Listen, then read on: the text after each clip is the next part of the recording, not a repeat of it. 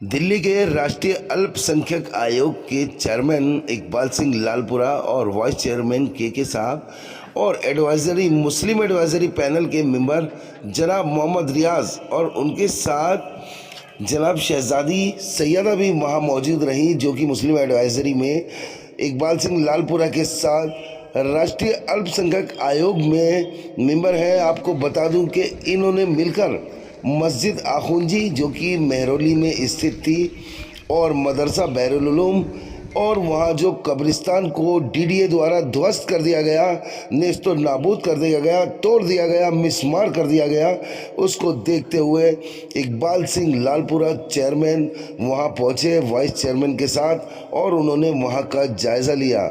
यहाँ मुस्लिम एडवाइजरी के सभी लोग वहाँ मौजूद रहे, जिसमें मोहम्मद रियाज ने भी वहाँ जायज़ा लिया और वहाँ पहुँचकर लगातार उन्होंने देखा कि वहाँ मस्जिद आखुंजी और वहाँ मदरसा और जो कब्रिस्तान था, कदीमी कब्रिस्तान, जो कि बताया जा रहा है 700-800 साल पुराना कब्रिस्तान, मदरसा मस्जिद जो थी, जिसको जिन्नातों वाली मस्जिद भी कहा जाता था, वो लगातार यहाँ मिसमार कर दी गई, तोड़ दी गया और बिल्कुल पटाव करके जड़ से मिला दिया गया है। लगातार यहाँ पर लोग आ रहे हैं। इकबाल सिंह लालपुरा चेयरमैन अल्पसंख्यक आयोग, जिन्होंने वहाँ जायज़ा लिया और दरगाह आशिक अल्लाह पहुँचे और वहाँ चादर चढ़ाकर दरगाह आशिक अल्लाह पे सब ने वहाँ दुआ की और कहा कि डीडीए द्वारा जो इसको ध्वस्त किया गया है, तोड़ा गया है, बिना नोटिस के 30 जनवरी सुबह 4 बजे लगातार डीडीए ने किसी की नहीं सुनी और मस्जिद आखुंजी, कब्रिस्तान और यहाँ जो मदरसा था उसे मिसमार कर दिया गया। क्या आपने हालत का जायजा लिया? तो हमारे ध्यान में लाया गया था कि अखूंजी मस्जिद को गिरा दिया गया है, उसके साथ एक मदरसा है जो पुरानी बिल्डिंग है, बहुत पुरानी ऐतिहासिक बिल्डिंग है, जिसका जिक्र जो है वो आर्कियोलॉजिकल सर्वे ऑफ इंडिया के रिकॉर्ड में भी है। तो हमने वहां जाके देखा, वो जगह तो गिर चुकी है, उसकी जगह हम केस जो है वो हाई कोर्ट में भी है। जहां कोई केस अदालत में होता है, कमीशन वहां अदालत के काम में इंटरफियर नहीं करता। लेकिन साथ वाली जो जगह है वहां शेख फरीद जी भी आए थे, आशिक अल्लाह का जो मजार है, आशिक अल्लाह का जो मजार है, तो वहां जो है लोग नमाज के लिए जाते थे।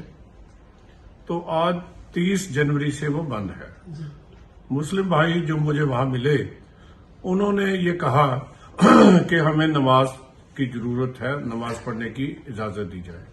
तो मैंने पुलिस वाले जो अफसर मौजूद थे, जो कमिश्नर पुलिस साहब, उनसे भी बात की, तो उन्होंने कहा ये मसला डीडीए के पास है, उनका है। तो without going into the merit of the case, तो हमने उनको कहा कि जो स्ट्रक्चर धार्मिक मौजूद है, दरगाह मौजूद है, तो वहां जल्दी से जल्दी नमाज जो है वो शुरू करानी चाहिए। ऐसा हमने गवर्नर साहब, जो लेफ्टिनेंट गवर्नर साहब को लिखा है, और अगर चाहा भगवान ने तो इस पर जल्दी शुरू हो जाएगा। क्योंकि सर वो रास्ता इतना बंद कर दिया गया, वहाँ लोग नहीं आ पा रहे हैं। फिर दूसरी बात ये कि वहाँ जो मदरसा था उसके अंदर जो बच्चे थे उनको भी दूसरी जगह उनको शिफ्ट करना पड़ा, वो अलग बात है। लेकिन जो बचा हुआ है उसको तो कम से कम हम शुरू कर सकते हैं। ऐसा है, मैं मेरिट पे किसी तरह की बात नहीं करता, वो नहीं होना चाहिए क्या उसकी, क्योंकि कोर्ट में है। लेकिन मैं ये समझता हूँ एजुकेशन और ये रिलीजियस प्रेयर्स, ये दोनों बंद नहीं होनी चाहिए। इसका इंतजाम कैसे हो, ये सरकार की जिम्मेवारी है। लोगों में कॉन्फिडेंस बिल्डिंग हो, और मुस्लिम समाज देश को प्यार करने वाला है, देश के साथ चलने वाला है। चंद दिन पहले ही हमने यहाँ बैठक की थी, जितना खुल के मुस्लिम समाज देश की सरकार के हक में बोला है, तो मैं उनकी भावनाओं को समझता हूं और उनका मनोबल और मजबूत हो, और भारतीय जनता पार्टी के साथ उनका जो प्यार है वो बना रहे, इसके लिए हम काम करें। सर वो प्यार तो बराबर बन रहा है, मुस्लिम कम्युनिटी की तरफ से भी प्यार बढ़ के आ रहा है, लेकिन कहीं ना कहीं ऐसा बीच में इंसिडेंस आ जाता है तो वो सारा प्यार एक नफरत में तब्दील होकर रह जाता है। नहीं, नफरत का तो धर्म से कोई संबंध ही नहीं है।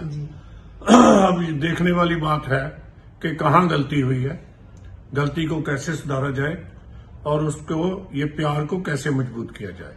नफरत शब्द धर्म को मानने वालों को नहीं बरतना चाहिए, यूज नहीं करना चाहिए। लेकिन इस तरह का कमीशन ने जो दौरा किया उससे एक मुस्लिम समुदाय के अंदर बड़ी आशा जागी है कि कहीं ना कहीं रास्ता निकलेगा और जो मस्जिद का रास्ता बंद किया है मदरसे दरगाह पे आने के लिए, वो रास्ता कमीशन के हस्तक्षेप से खुल देखो, पाएगा। मैं